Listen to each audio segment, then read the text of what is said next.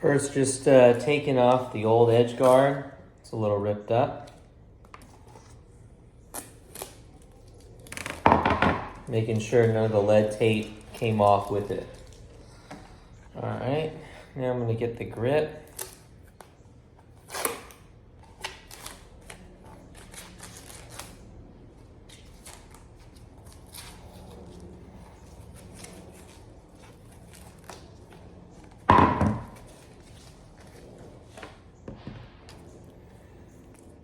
Next thing you want to do is,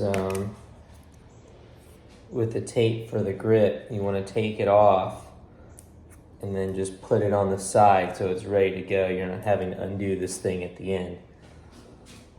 All right.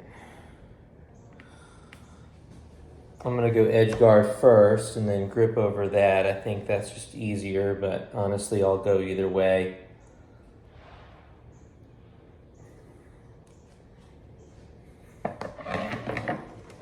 Got this at Home Depot. It's like a 3-pack, white, red, and black. Super cheap and easy. I replace it all the time. There's more expensive ones, but honestly, I'm messing with lead tape setup so often that I don't need the expensive durable stuff. I actually got the idea of getting this at Home Depot from Catherine Parento in one of her videos on lead tape setup. All right.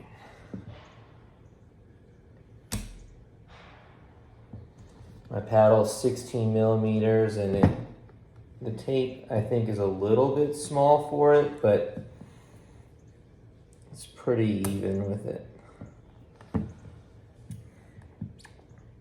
It's tough here at the end because you kind of have a curve with the tape in the paddle, so you just have to approximate. Sometimes I'll have to adjust after I do it. All right. So this one is a little short. Just going to take off just a little bit on this side. Got a Duper 18 tournament tonight against some pros, so should be interesting. Might get some video.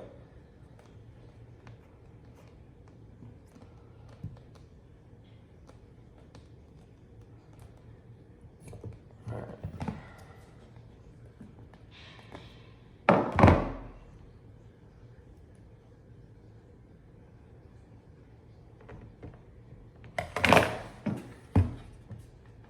It's like cutting sideburns. You cut one a little too short, and now the other one you got to cut shorter.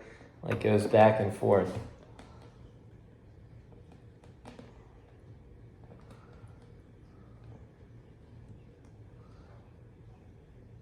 Probably doesn't make much of a difference, but I like to have it as close to even just with weight distribution. So I just leave the stock grip on for this Rondis because I really like the grip. But like something like the Yola with that rib grip, I usually take it off. I just don't like that. And I actually grip this reverse because I'm left-handed. So I'm going to mix up counterclockwise and clockwise, but I just do it the opposite of the way that it always comes stock. Obviously it's stock righty.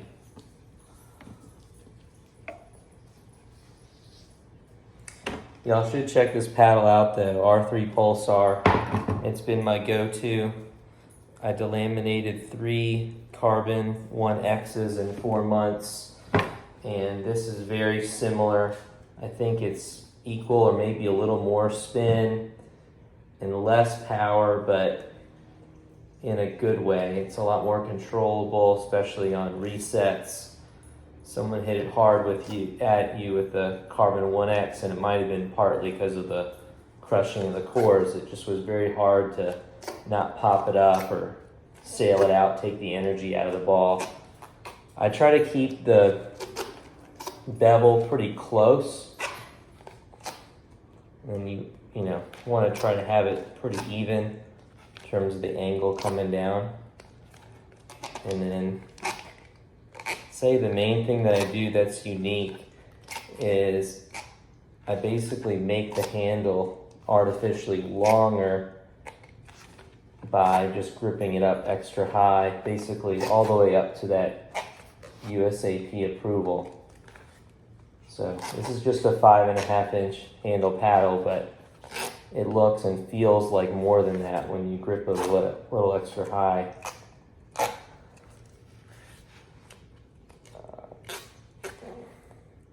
go extra tight here.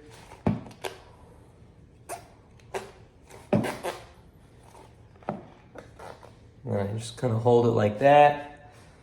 Saw Porter Barr do this in a video.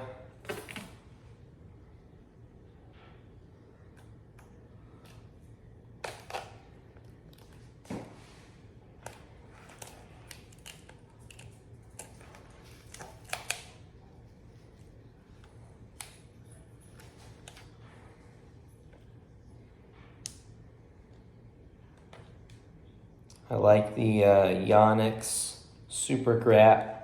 It's basically the same thing as the Wilson Pro or Pro Comfort. Might be slightly tackier, but I just buy like a 30 rack and replace it every couple days. If it's super hot in Florida, I'll use the ADV felt tack. I don't like the feel as much, but it does a lot better with the sweat. Anyway, thanks for my TED Talk on putting on an edge guard and regripping the paddle. Thank you.